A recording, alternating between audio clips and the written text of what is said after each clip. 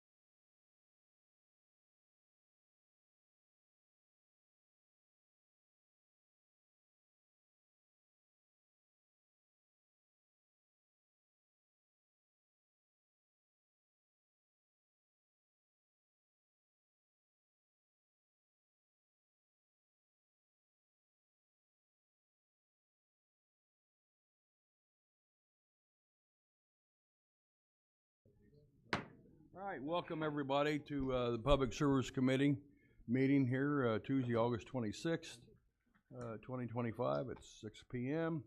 Roll call, please. Chairman Rick Strabing. Here. Vice Chairman Sherry Pickering. Here.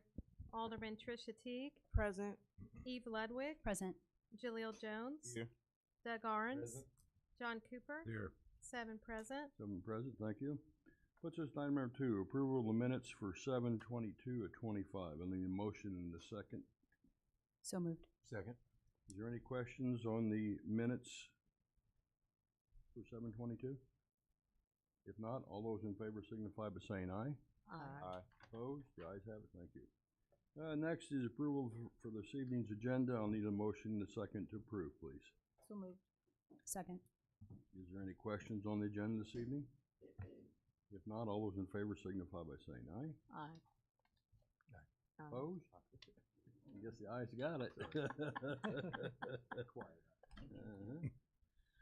Puts the numbers 4, audience comments. We have one audience comment. Miss P.J. Bourne of Danville on the street renaming. Yes, I want to share this because I still want my street changed, and I think that there has been an issue with power being abused, And so I just want to share a word that God has given me for our city council. Let every soul be subject unto the higher powers, for there is no power but of God. The powers that be are ordained of God. Whosoever therefore resists the power, resist the distance, the ordinance of God. And they that resist shall receive to themselves damnation. For rulers are not a terror to good works, but to the evil. Wilt thou then not be afraid of the power? Do that which is good, and thou shalt have praise of the same. For he is a minister of God to thee and for good. But if thou do that which is evil, be afraid, for he bears not the sword in vain. For he is the minister of God, and revenge to execute wrath upon him that doeth evil. I've only been gone for a little while. And while I was gone, there have been a lot of things that have taken place. It does not exemplify or show the love of our city of Danville. All of us should be treated equal, and all of us should be expected to be treated equal. If you're representing the city board, there are things that we must do. And some of the things we should do should be considered not to be personal, but to consider what is best for the people. I've been asking for my street to be changed. I am the only one on that street. I am the only house on that street.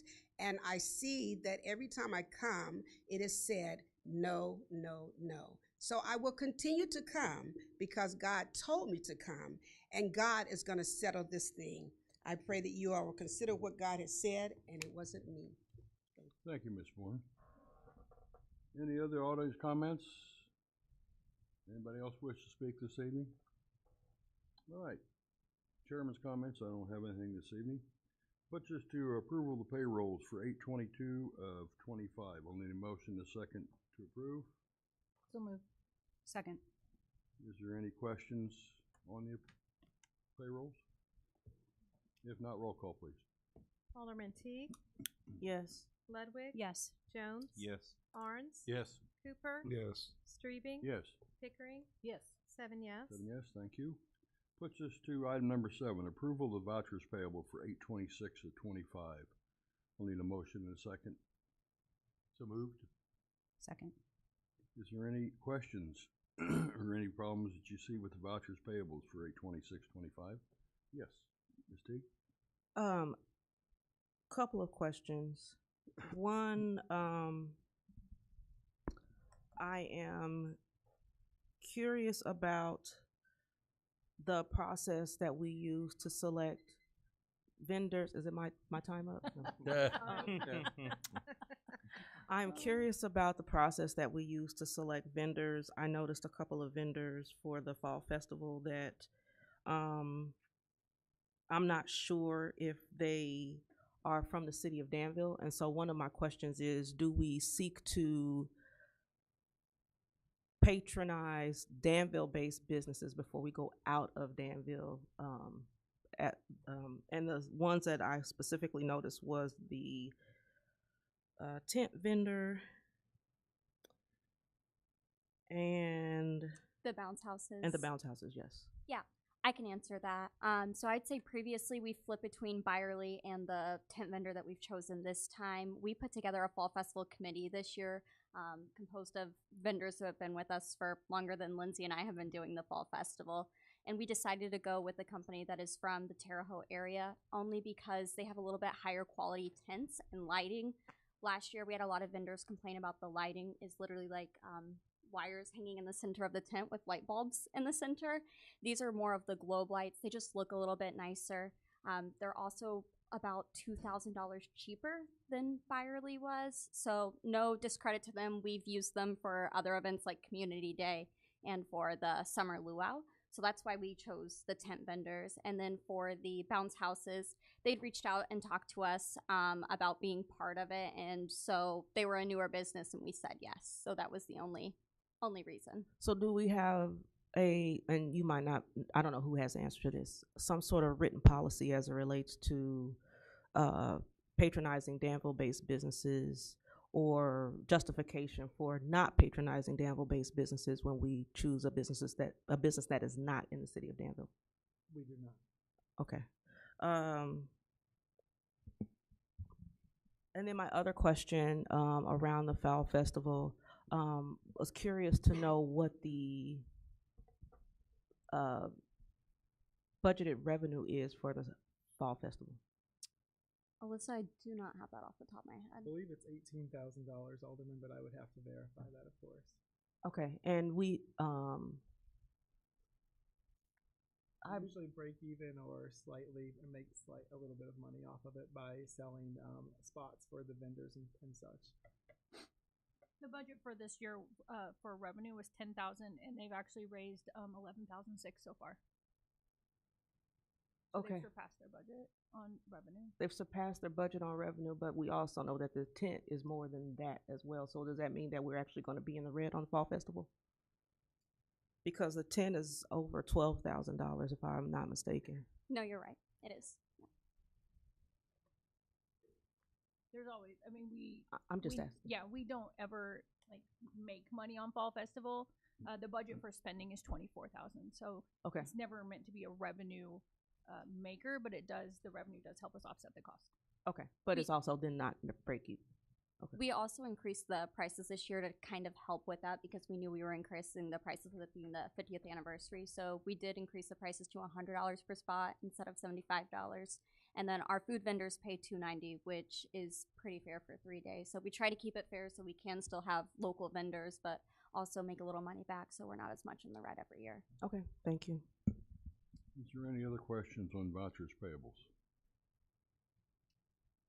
If not, roll call, please. Alderman Ledwig, Yes. Jones, Yes. Arns, Yes. Cooper, Yes. Streebing, Yes. Pickering, Yes. Teague, Yes. 7 yes. And yes, thank you. Puts us to item number 8, City Clerk's Report, Rachel Hahn, and her items of information, her monthly report. Ms. Hahn? We updated the city clerk's webpage. We now have Citizen Serve Online offered on there, also with our option to continue with paper applications. But anyone that would like to submit an application for a license or the permits that we handle in our office and renewals can do so online and pay online now, which is a new benefit.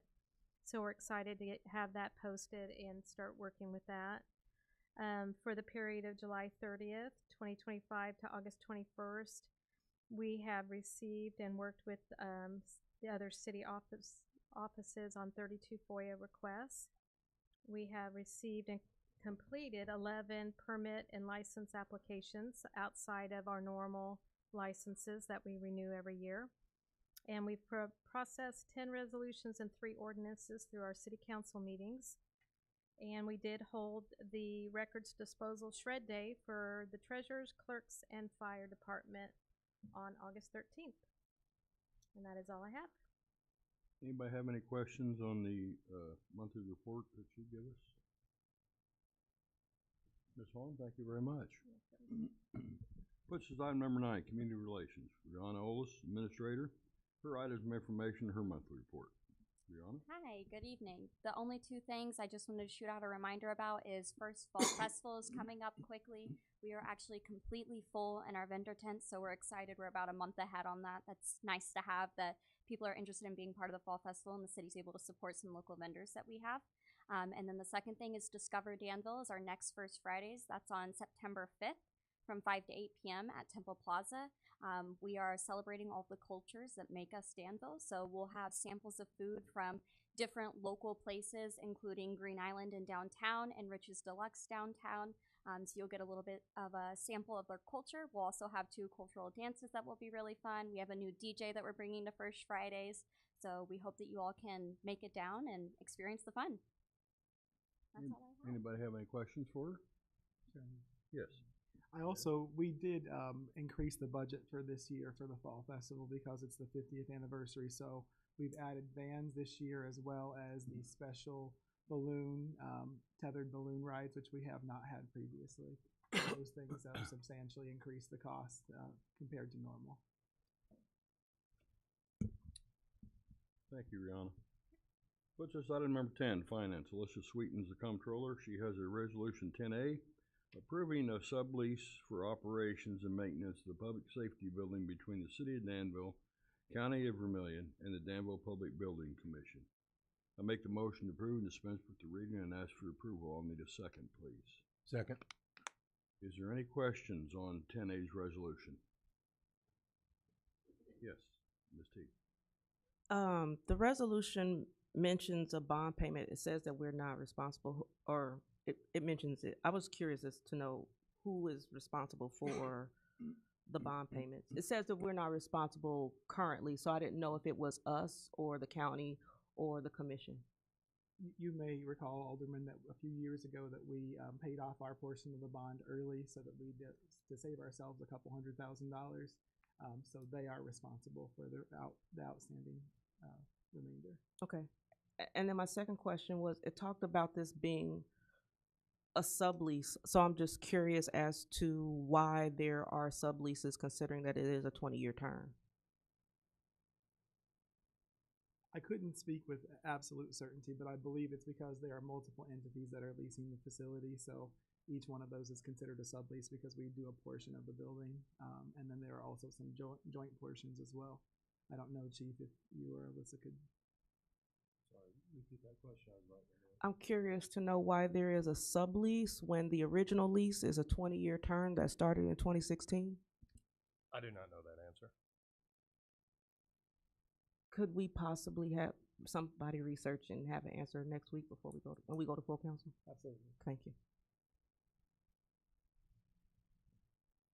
Any other questions? Yes, Dr. Arns. It just needs a resolution number on top. We don't put those until after they pass normally because sometimes the order changes. Oh, okay. After they pass council?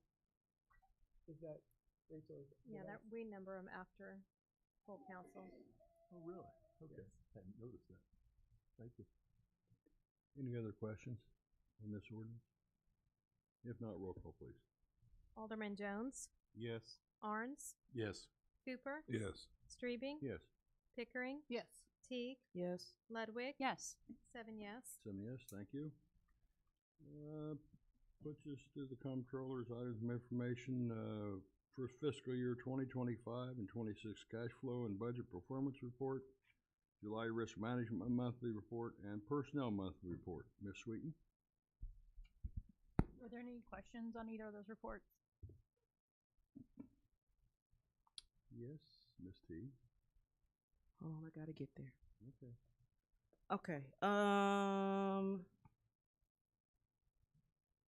So one of the questions that I have is related to the budget performance report. I'm curious about, I know that there are some lines that show, for example, on revenue that we're a little bit ahead. Obviously, this is, a quarter of the year. So for example, on personal property replacement tax, where we're at 40%, will this trend continue, which means we would be ahead on that line item for the rest of the year? Or is it that those dollars are received earlier in the fiscal year and therefore this is on target to be closer to 100%? Specifically for PPRT, we probably will remain on trend to be higher than originally Okay. budgeted, just because the IML has come out with new projections. So that is one of the few taxes that we're actually seeing a little bit extra of. Okay, and then the lines where we are behind, like the one that's, State use tax. yes, 5% state use tax. So the state use tax was projected to be $36 per person this year. So that's a per capita tax. It's actually coming in around $6 a person. So then we are not expected to catch up on We that will one. not recognize that. Okay. And we've made adjustments within our departments to accommodate that. Okay, and then the other thing, last night I was comparing this to the budget that's on the website. I noticed that, and maybe there's a resolution that I don't recall, the other revenues line item in the budget was $750,000. This says $3,000. So my question is, did $750,000 get moved somewhere? Because the total between this and the budget that we approved is different. The other revenue line on the budget includes other tax lines that we can't report out separately on the budget performance report because there are less than 2 or less than 3 entities. So the cannabis tax is included in the other revenues, as well as some others that we cannot publish publicly because there's only 2 businesses in those. So while on here, the other revenues is 3,000, the rest of the money is on a separate line for cannabis tax that rolls up into other revenues on the budget. So we couldn't put in the 750? It's on its own individual line in the system. It rolls up to a total on the budget that we pass. Okay. So Okay. there's another line in here that I don't publish that has the 750 on it. Okay. Okay. Then personnel is under you too, right? The personnel report? Yes. Okay. And this might not be a question for you. This actually might be a question for legal. So the environmental inspector is not listed in open positions, even though it is listed under changes. I was wondering if we are actually going to be posting for that position. That position has been posted since the report was generated. Okay, so it just wasn't in the box. Okay. That's it for those questions. Thank you. Alderman Orange? Yeah, a little follow-up on the other revenues and reimbursements on the cash flow. That looks like a significant variance. Is that, am I looking at that correctly? Now, I'm looking at this 10B1 at the bottom of the revenue.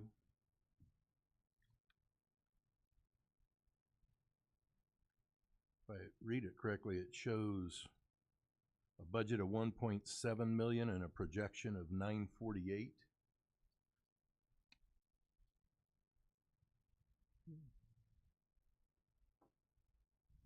Alderman Arns, can you tell us which page you're on?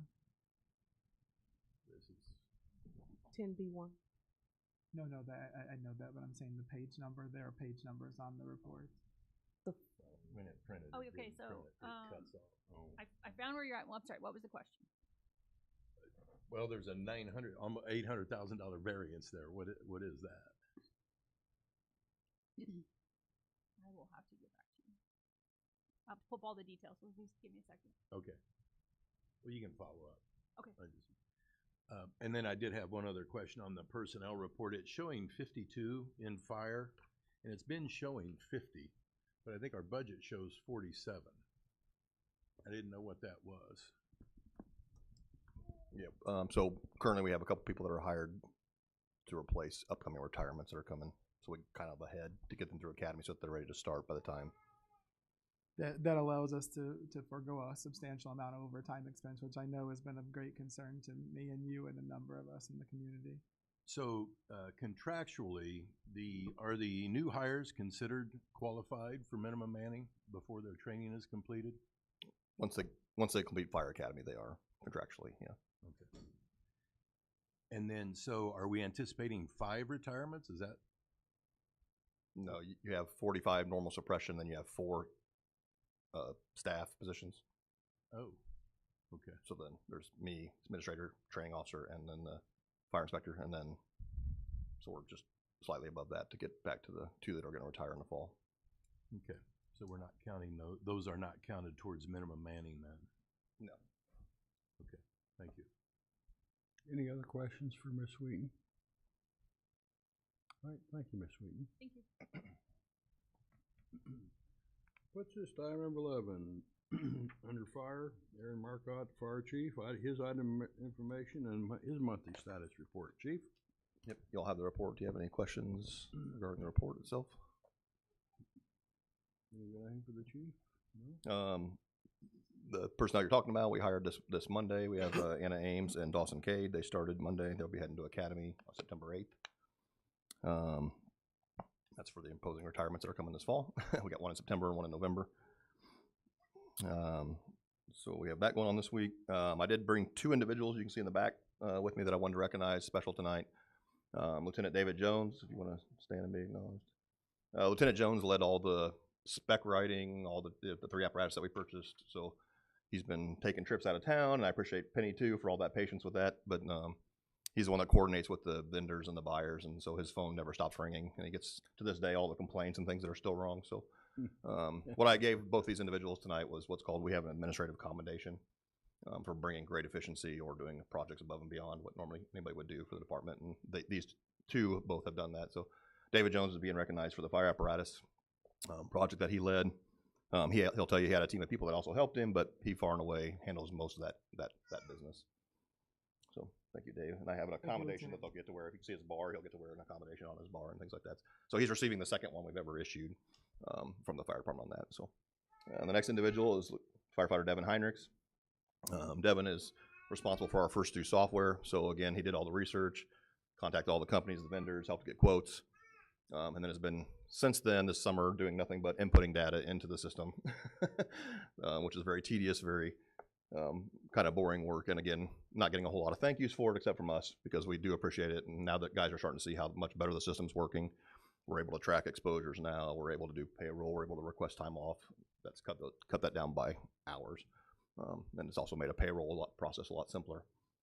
And so I just wanted to recognize Devin. Again, he had a team of people to help him, but again, everybody felt on his team that he far and away handles most of that business. So we appreciate it's both on duty and off duty. These both guys take phone calls at home and everything like that. So I think it's just worth special recognition from both of them. So thank you guys. Thank you.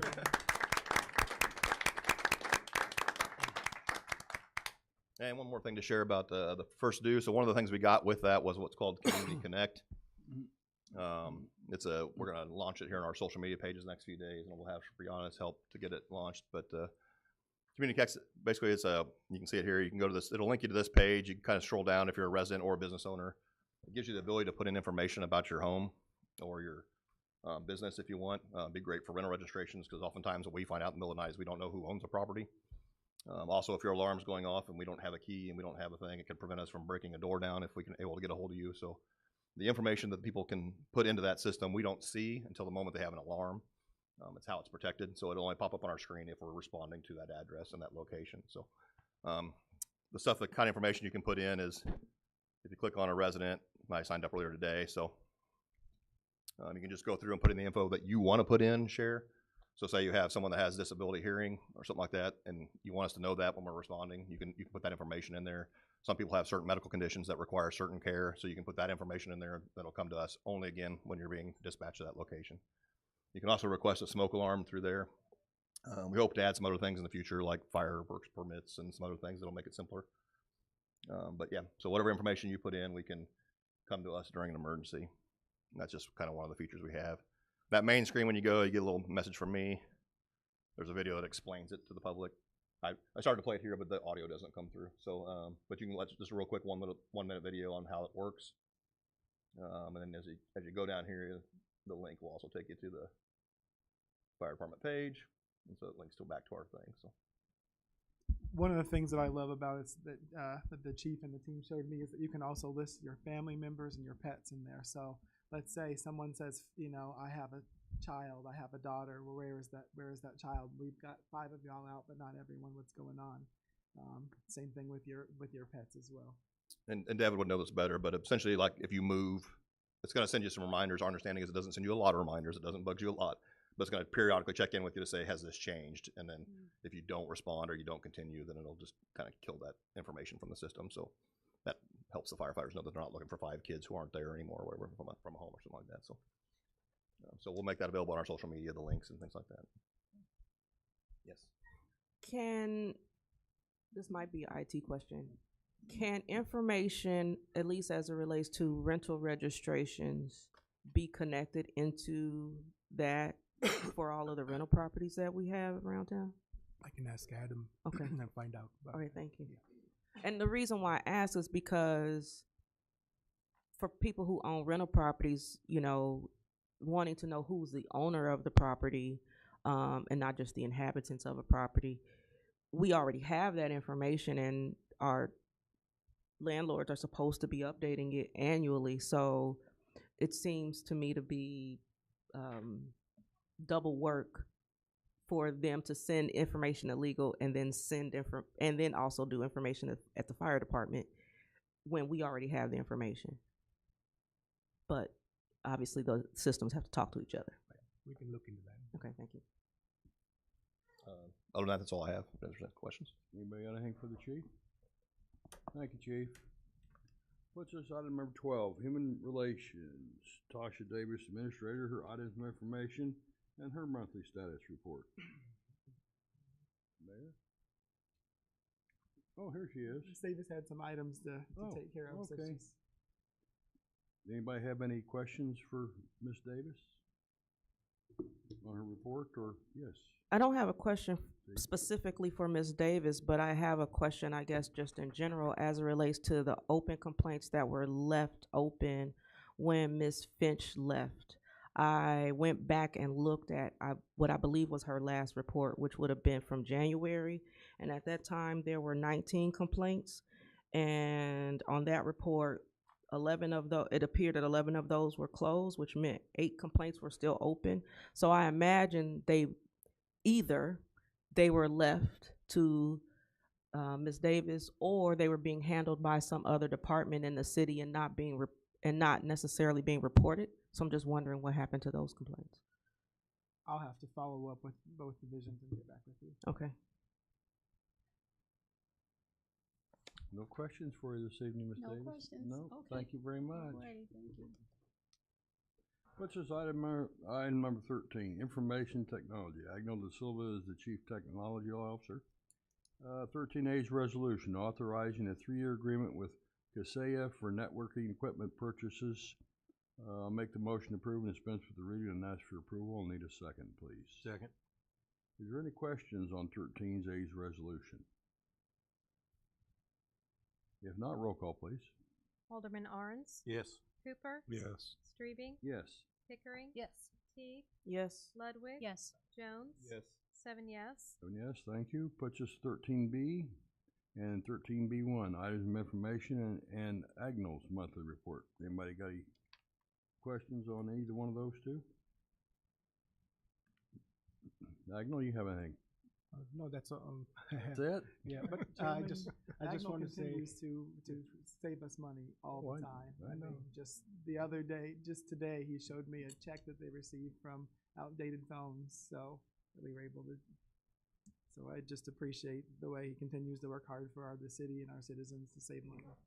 thank you, Mayor. Thank you, Chairman. One more item I want to mention is, Okay. along with this networking upgrade, we are also looking at replacing our phone system. So we have done a thorough evaluation of different vendors and different products out there. So with the new vendor that we are planning on, implementing, that's Intermedia. It's a cloud-based system. We'll have a flat monthly rate of $2,500 a month, and that is no contracts.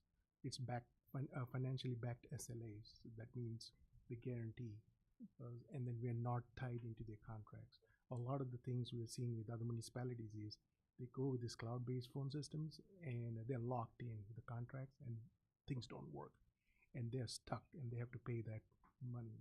And I've talked to a lot of agencies online, other agencies in Illinois, and this company seems to do a better job as far as providing the services and 99.99% uptime. So it's a good fit for the city. We did the evaluation, and if we had to replace our on-prem system, it would cost us $330,000 over 5 years. So even if you look at all the possible hardware and licensing costs and things like that, so if we went with this system, we would save approximately $180,000 over 5 years. So Thank there's you. no other cost. We don't have on-prem equipment anymore. Everything is cloud, and it's redundant. So if there's some sort of a disaster or something we need to communicate, you can just it's integrated well with our Teams app, so you can do your phone and Teams together. So and that allows all the employees to communicate efficiently, and there's no downtime at all. Well, thank you, Agnell. Thank you, Chairman. And you may all recall a while back we had a disaster where there were some power outages, and literally we had people dispatched from their cell phones with DMT and a couple of other services. So under this scenario, Lord willing, unless there was something that were happening that was catastrophic in the world, it shouldn't happen. I have a question. Yes, go ahead. Is there a cost to do the is there upfront cost to do the upgrade? No. Okay. No. And then good thing about this is all the equipment is free of charge. Okay. They're going to ship the phones, headsets at no cost Okay. to us. Yeah. Any other questions for Agnew? Thank you, Thank you. Agnew. Thank you. Puts us item number 14, legal. Our appropriate counsel's not here tonight, but he's got a representative here. 14A is items of information, and 14A1 is his monthly report. Anybody got any questions for legal this evening? Yes, Ms. Teague. One question is concerning the open code enforcement inspection position, and are curious to know, are we still inspecting all those areas? Like, is that area being shared amongst the other 3 inspectors, or what's the plan as it relates to that? Yes, the other 3 inspectors have been covering that area. I'm sorry, this is my first time doing this in a long time. I'm Rich Dollenberg, by the way, for those of you who haven't met me. I'm the Assistant Corporation Counsel. Yes, those areas, that area is being covered by the other 3 inspectors. They each take at least one day a week and go through that area and try to hit it, all the violations that they can find out there.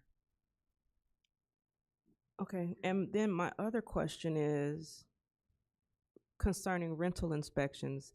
Now, having been through an internal rental inspection, much like Chairman Streebing a few months ago, my other question is there a checklist that the internal rental inspectors use for those inspections? That's one question. I got others, but that's one. And I have follow-up, but it is dependent upon the answer. Well, I don't know the answer to that Okay. question. If there is, can that checklist be published? And the reason why I asked the question is because some of our rental properties in Danville, probably many of them, if they're older, are going to require upgrades in order to pass inspection. And I imagine that a landlord would want to know what those are prior to their inspection so that they could be proactive, particularly if they own a number of properties. So, for example, at my property, one of the things that I know would be on a list is putting GFI outlets in. And so, if a person owns 20, 30, 50 properties and they're aged because those houses were built at various times, long before that was code, somebody could be proactive about putting those things in as opposed to being on a clock to get those things upgraded, and just be proactive about those now that we are actually doing rental inspections. So that's my suggestion as it relates to that, but I don't know if there's a list that can actually be published on the website, which would be really beneficial, I think, to landlords. I don't think there is. And you'll also be, when the inspector told me I had to go get a license to put a GFS plug in, I told him no, and he said yes. So I went and played the game, and about a week later, I got a call from Christian, what are you doing? You don't need one for that. So this is just the things that I have found out, and believe me, I don't believe so, because when they had the first guy that was going to come and inspect, and they forgot that he had a day off, they didn't send somebody in his place, they didn't call me, they didn't do this, they didn't do that. How would you like me to send another guy over? I said, the second guy, I'm going to get a completely different readout than I did from the first time this gentleman was here. So that's not going to do us any good. So there's a lot of problems with it, but I would like to see it be out as well. I would concur with that. And then the other thing concerning rental inspections is as it relates to notifications, because when it comes to re-inspections, I don't know what's the normal procedure. I I know that as it relates to environmental inspections, there does not need to be a notification because the person is just outside. They can just drive up, see if things were resolved, and then you know, update their reports or whatnot. But as it relates to inside inspections, I don't know if a procedure was missed or if there is no procedure. So this is not me making an accusation. This is just me making an observation. I would love to be able to make sure that anytime there is an inside inspection, that there is always notification. And I say that because, and I know you're familiar with my case because it was just last week. It was my attorney sought a deferment of the case. And so the next day it was re-inspected, and that was because, and I understood why, it was because it was a day before we were supposed to go to court. However, neither I nor the tenant was aware that a re-inspection was going to occur. My tenant actually had surgery that day. So there is no way on God's green earth that she would have scheduled an inspection on the day of a surgery. She actually was not home. Someone else who is not the tenant was at the house. Now, the issues have been resolved and the case ended up being dismissed, but the fact that she was having surgery and also I was not notified. So when she called me and said the inspector came, and I'm like, the inspector came when? That's to me problematic. And people have lives, so I just want to make sure that either we have a process in place to make sure that every time that there's an inside inspection that there's always notification, or to double check to see if maybe a process was just skipped and this was just a one-time situation. I don't know what the answer to that is. I would hope that it was just the latter, but if there isn't a process in place, then that would be problematic. I would imagine there's not one in place. You said that, not me. I did. So. I did. So yeah, that to me is problematic. And I also know that the first inspection that we had, she tried to reschedule it, but she was told that she couldn't reschedule it, that I had to reschedule it. And so I called the inspector to schedule it based on her availability because she lives there and she has the right to be there. So I didn't understand how we ended up with another inspection that neither one of us knew about, when the first time, the only time it could be scheduled was based on me saying it was okay. So I just hope that you're sitting directly behind me. Yeah, So he is. I just hope that that can be looked into. That's it. That's all I got. You sure? I'm positive. Come on now. I got stuff later, Okay. but not then. All right. Anybody else got anything for legal? If not, thank you then. We'll move on to police. Chris, the chief. 15A is an ordinance amending the Danville City Code of Ordinances, Section 103.1, public nuisance pertaining to towing and impounding vehicles that are used in the commission of a conjunction of an offense. Make the motion to approve and dispense with the reading and ask for approval. I will need a second, please. Second. Is there anybody have any questions on 15A's ordinance? Yes, Ms. T. My first question is why? Well, my question, whenever I realized it wasn't on there, was why not? On the reckless driving, for instance, that can be a primary cause of or risk to public safety.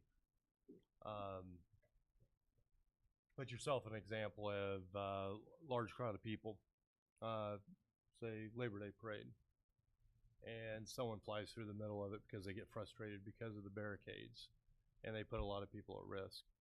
Reckless driving is anywhere from a Class A to a Class 4 felony, dependent on whether or not someone gets hurt. And some of the other public nuisance tows that we have, which I agree with them, are much lesser offense and they also provide less risk to public safety.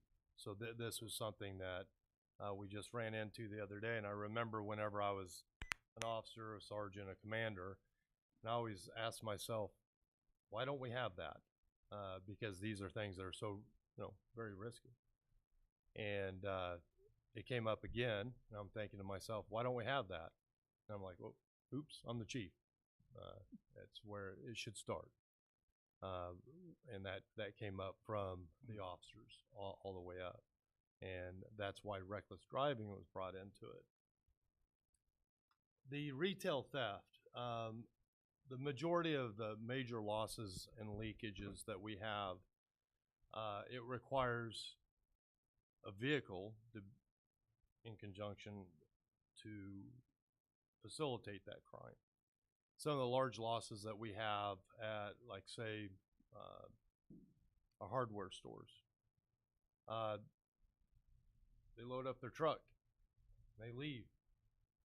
Large loss, social, large economic loss for our community.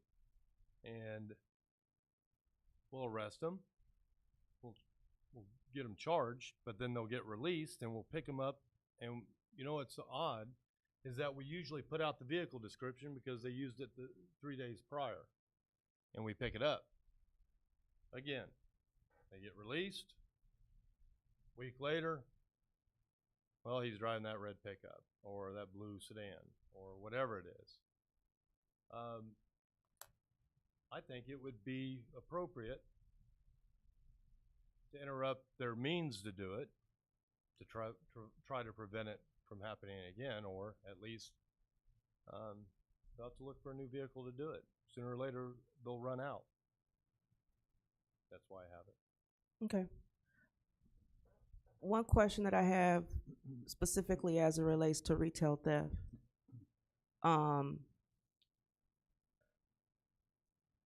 If it were a misdemeanor, which I know is basically based on a lower value amount,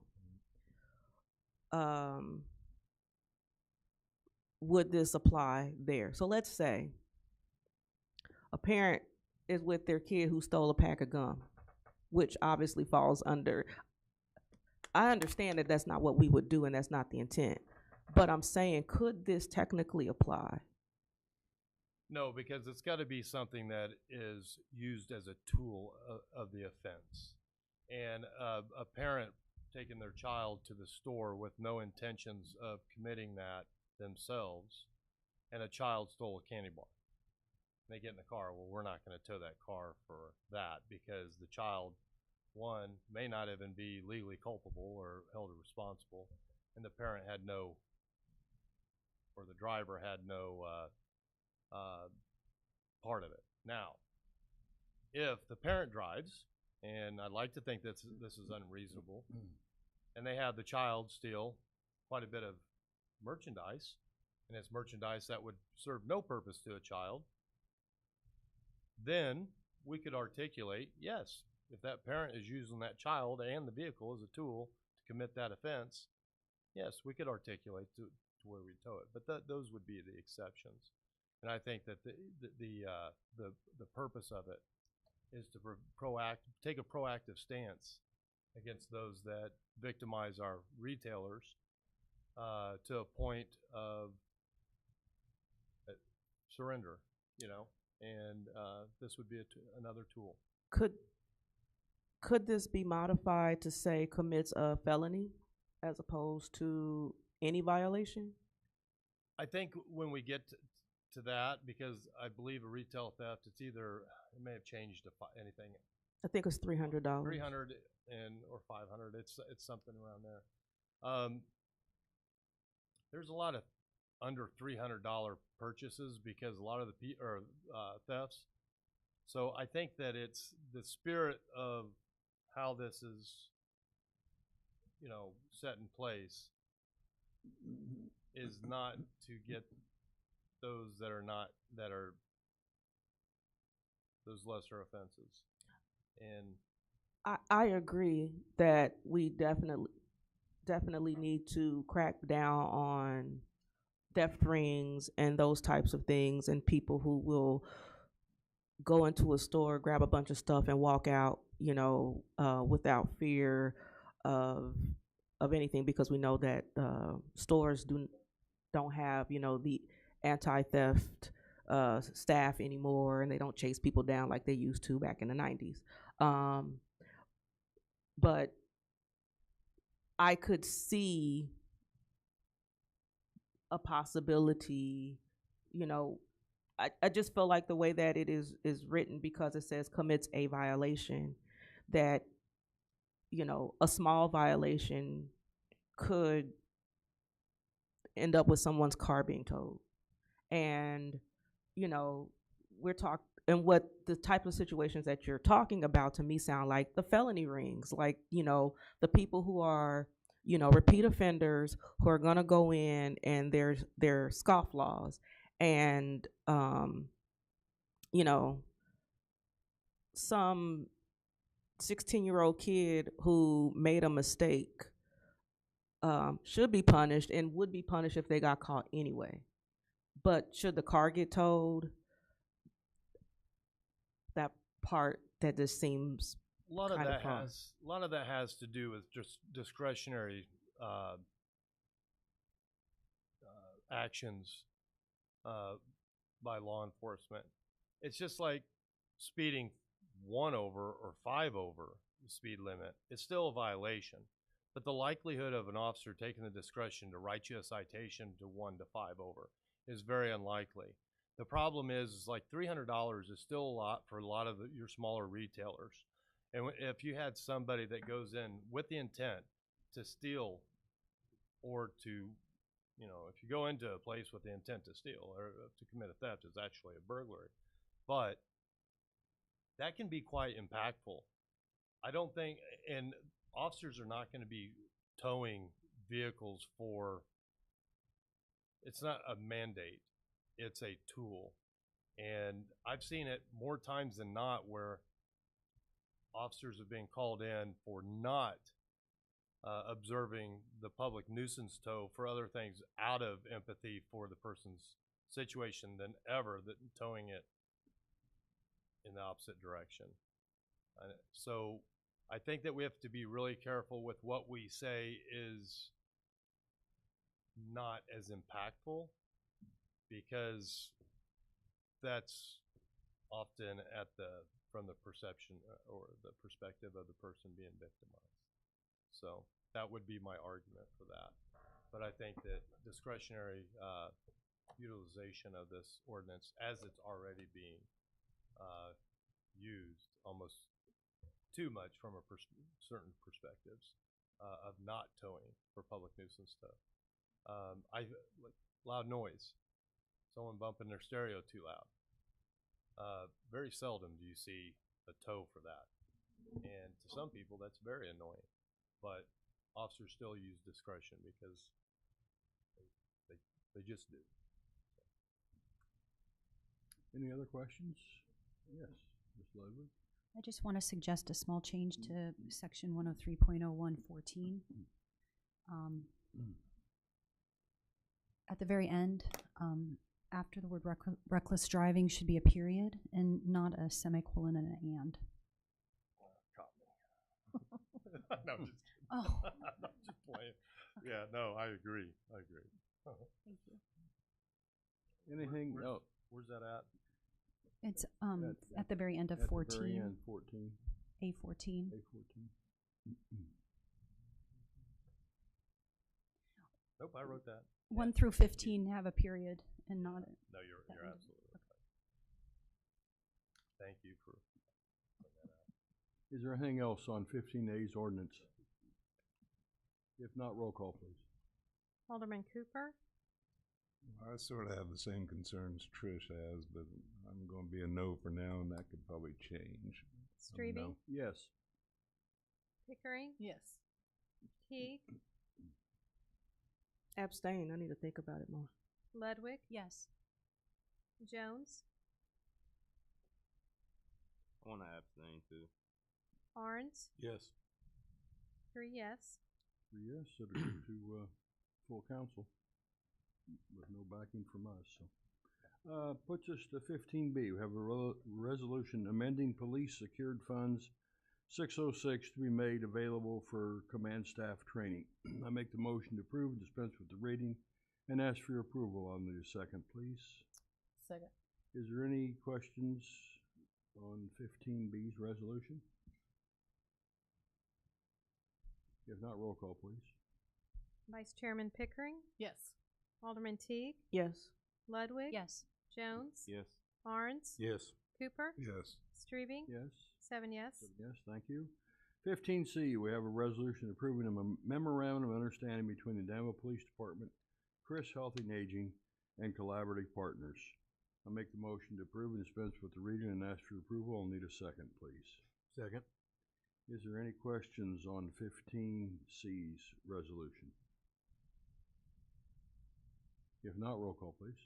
Alderman Teague, Yes. Ludwig, Yes. Jones, Yes. Barnes, Yes. Cooper, Yes. Strubing, Yes. Pickering, Yes. 7 yes. Yes, thank you. 15D is a resolution authorizing the disposal of 2 unused police department vehicles. I make the motion to approve and dispense with the reading and ask for approval. I'll need a second, please. Second. Is there any questions on 15D's resolution? Roll call, please. Alderman Ludwig, Yes. Jones, Yes. Barnes, Yes. Cooper, Yes. Strubing, Yes. Pickering, Yes. Teague, Yes. 7 yes. 7 yes, thank you. Puts us to 15E, items of information and monthly report from the police department. Chief? Does anybody have any questions on the monthly report? I don't see the monthly Didn't see it report. either. Yeah. I don't think see it either on. I don't think we got it. I think we got it. Right to 16A, right? Mm-hmm. I printed it right off the shared drive, so I'm sorry. I don't know how it didn't get there. I can go over it real quick.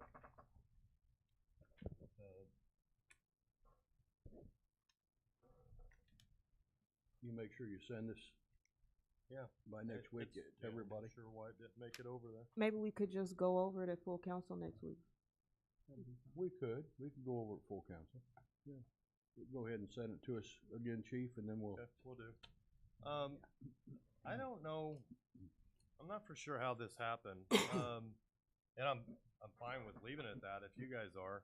But if you go to the resolution on police secured funds, that actually is it's supposed to say a resolution amending police secured funds be made available for command for departmental special unit equipment purchases, the installation of the cameras, as well as command staff training. I'm not for sure what happened, so I may have hit a backspace and got a cramp in my arm or something. I'm not for sure, but it says it all in the whereas. Well, why don't you do the fact that we've really voted on this? We'll have a change for next week, and go ahead and send us the change. Okay. Through the email. I just didn't know if it made a difference. It does make a difference. Okay. It does. Yeah, it's just So it will be amended for next Yeah, week. we'll amend it for next week. okay. Just Yeah, get that because out. there is a time Get, issue with get everything out to for everybody. expedition. Yeah. Okay. All right. I apologize for that. I don't know why.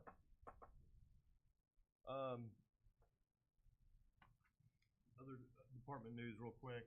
We swore in 3 new probationary officers today. I'll have that officers all posted tomorrow, hopefully. We got busy today.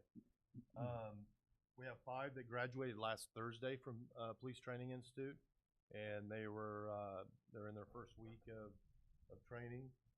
We have 1 officer that is about 1 week away to go into shadow phase, and shadow phase is the last month of having to make pretty much all the calls for herself and only be interrupted by the training officer if there was something that's very wrong. We met with our team regarding the video cameras in the parks today. Everything has been put on timelines. All equipment is in. We set up our priorities and putting them all in and getting the systems all synced together with our previous cameras. We're looking at a 6 to 8 week process to have it fully completed. Okay, so we will go in, we set up, I think 2 parts per priority, and those will be going, and then some will go up, and then we'll go to the next.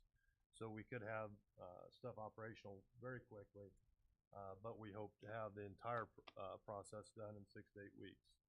Also, we were just notified that we are awarded $27,000 on a retail crime grant. And that's to go towards camera systems around retail areas.